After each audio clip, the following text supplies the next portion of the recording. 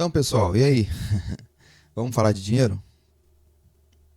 A gente tá aí nessa jornada toda segunda-feira, falando um pouquinho sobre dinheiro, e a gente hoje vai pensar um pouquinho sobre a nossa mentalidade. Quero trazer um texto bíblico, para a gente tirar alguns conhecimentos, alguns entendimentos aqui hoje.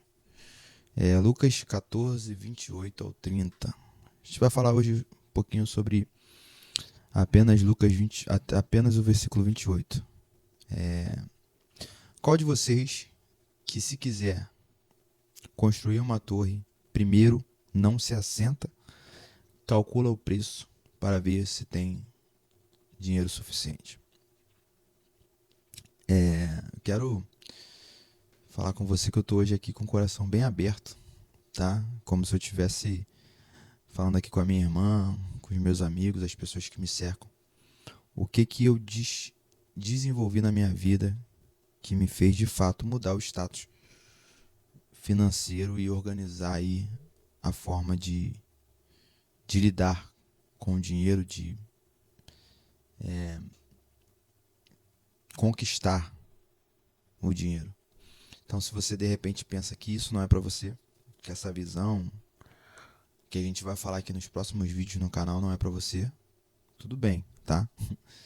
Tô aqui com o coração aberto, saber que pessoas vão realmente não se interessar por esse tipo de conteúdo agora, mas você pode aí procurar outro tipo de conteúdo no canal, que a gente sempre tá falando aí um pouco sobre filosofia, um pouco sobre Bíblia, um pouco sobre todos esses aspectos aí que a gente fala. Mas a ideia hoje é falar realmente sobre dinheiro.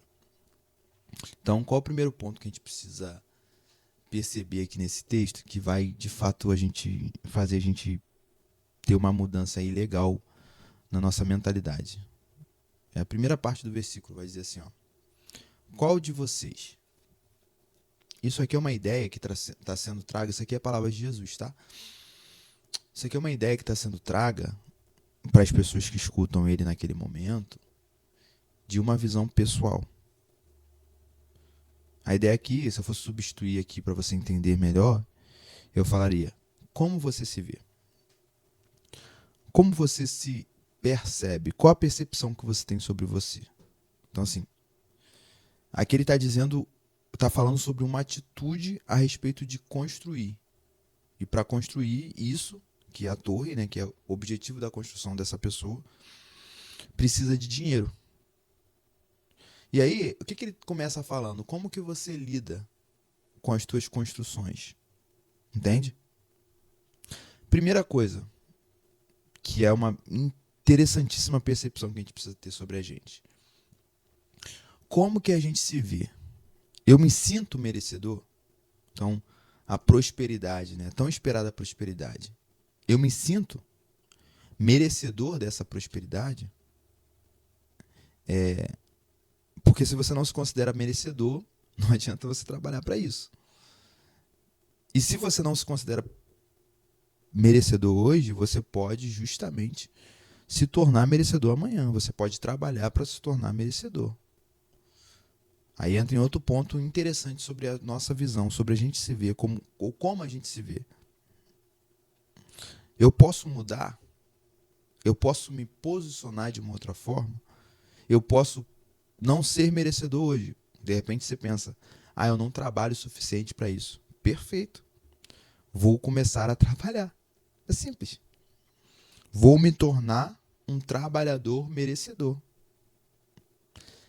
A gente precisa ter essa ideia. Então, a ideia primeira do texto, a primeira ideia do texto é essa.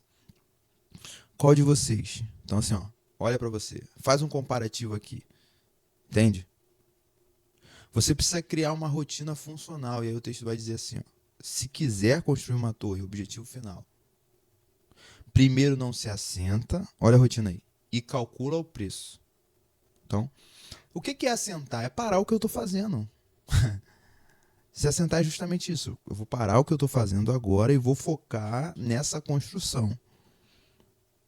E aí, o que eu preciso para essa construção?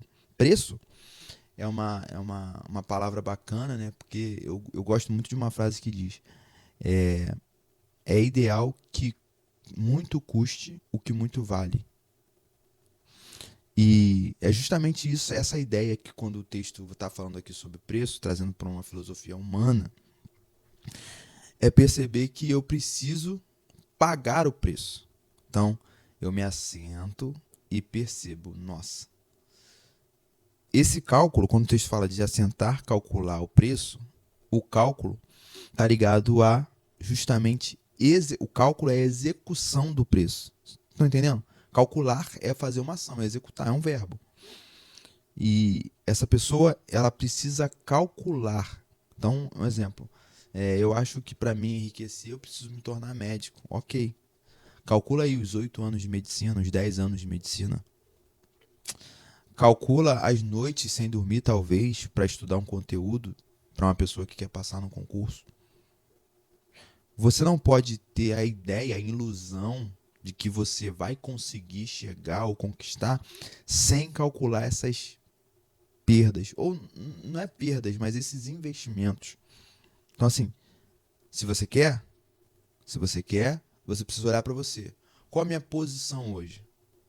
Porque às vezes a gente entra num pensamento que, eu quero ganhar dinheiro para comprar coisas que eu não preciso, para impressionar pessoas que eu não quero. Então, aqui nesse canal você não vai achar esse tipo de conteúdo, porque aqui a gente fala de uma filosofia bíblica. E a filosofia bíblica em relação à prosperidade, ela tem um objetivo. Ela é objetivada. Ela faz você chegar a um lugar para alcançar um propósito. O propósito é o limite dessa filosofia. Então, crie uma rotina funcional. Adeque a sua vida exatamente ao que você precisa mudar, precisa se posicionar, precisa fazer, precisa entender, precisa aplicar, para que então você se torne merecedor. Então, olhe para você. E nesse olhar para você, você precisa entender que você, de repente, hoje não está. Eu não sou aquela pessoa, eu não sou... se você acredita, como eu, que para você prosperar, para você ter mais dinheiro, você precisa vender. E você, de repente, olha para você e diz assim, poxa, eu não tenho técnicas de venda, eu não entendo bem de venda. Eu não me relaciono bem com as pessoas, eu não falo bem. Falar bem é algo necessário, né, para vender. Eu não passo credibilidade. Então você precisa recalcular. É simples, mas a execução é complexa, né? Você recalcular alguns métodos na sua vida, algumas rotinas da sua vida, para que então você consiga, de fato, alcançar o teu objetivo, tá? E aí, a gente vai entrar aqui no versículo 29, porque eu quero deixar mais um ponto interessante aqui para você hoje, que é o segundo ponto, que é fundamental. Isso aqui é um ouro. Se você ainda não se inscreveu no canal, se inscreve para a gente continuar falando sobre isso. Deixa um like aí, tá bom? E compartilha esse vídeo com alguém. O segundo que você precisa entender, olha o que diz o versículo 29.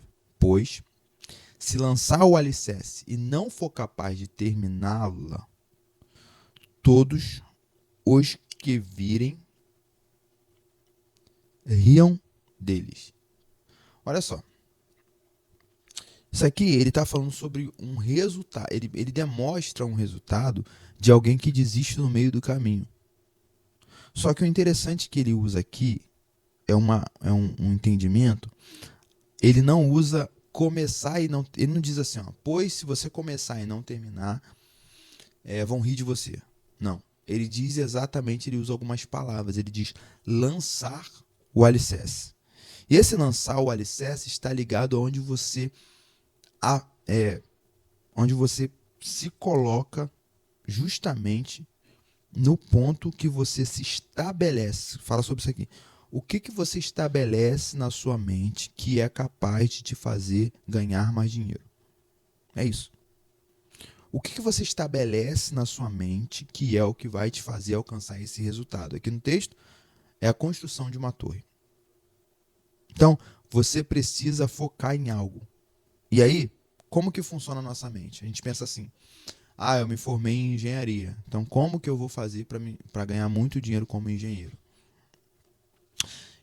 eu me formei em psicologia. E aí, como que eu vou fazer para ganhar muito dinheiro com psicologia? E, de fato, o engenheiro vai gerir, né, ou criar projetos de construção civil. O psicólogo vai atender em um consultório. Só que todas as profissões não existe uma forma só de ganhar dinheiro. Então, qual tem que ser o alicerce da sua vida em relação a conquistar, a construir? De repente, a torre possa ser um psicólogo de sucesso, um engenheiro de sucesso. Mas o que você precisa investir não é apenas a sua profissão. Pare de olhar para a profissão. Comece a olhar e focar nas suas habilidades. Comece a olhar e focar nos teus atributos, nos teus melhores atributos. E eu não falo sobre habilidades aqui, sei lá, de um jogador de futebol, de um excelente cantor. Não, eu falo aqui de habilidades humanas que te fazem alavancar a tua possibilidade de ganhar dinheiro, talvez, com a sua profissão. Então, de repente, as suas habilidades podem te fazer mudar de profissão. E aí você precisa ter a maturidade de entender que nesse processo de construção você precisa estar com a mente limpa e com a maturidade de dentro de um tamanho que você perceba que de repente você pode se tornar vamos falar do lado da pessoa que é do engenheiro, ele de repente pode atribuir na sua profissão algo que está ligado à tecnologia. Um exemplo, é um engenheiro que ele é formado em engenharia, mas ele tem muitas habilidades criativas.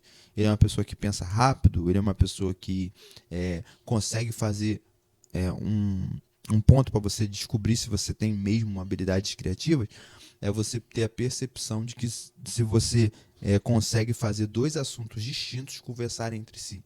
Então pense um engenheiro que consegue fazer dois assuntos distintos conversarem entre si. Você tem a percepção que esse engenheiro ele tem habilidades criativas, além de habilidade técnica do assunto. Então ele pode usar isso aí para ajudar pessoas a desenvolver projetos de engenharia civil que atinjam algum ponto ligado à tecnologia, e a palavra não necessariamente pode ser tecnologia, mas pode ser coisas que realmente, um exemplo, a criação de algo que seja, sei lá, aquele ambiente é um ambiente de uma clínica, e essa clínica é de ortopedista. Então, as pessoas olharem aquela arquitetura e, através da arquitetura, através do design da arquitetura, ter a percepção de que aquilo ali é um consultório de psicologia, de ortopedia. Então, o que eu quero que você entenda com essa parte aqui do texto que fala sobre os alicerces? É simplesmente você ter dentro da tua profissão ou do que você executa, do seu trabalho, né, profissão e trabalho, é você ter características próprias. As suas habilidades falarem mais altos. E aí, isso carrega a sua assinatura. Porque uma obra de arte, as pessoas não perguntam qual era a profissão da pessoa que fez. Normalmente são artistas plásticos, né? Mas, na verdade, uma obra de arte leva a assinatura do seu nome. E essa obra de arte pode ser justamente a tua profissão. Na sua mão, pode se tornar uma obra de arte. Espero ter te ajudado a começar a mudar aí os teus pensamentos a respeito de como que você vai começar a ganhar mais dinheiro. E eu te espero aqui na próxima segunda-feira para a gente conversar um pouquinho melhor sobre isso, tá bom? Beijo no coração, fique com Deus e tchau, tchau.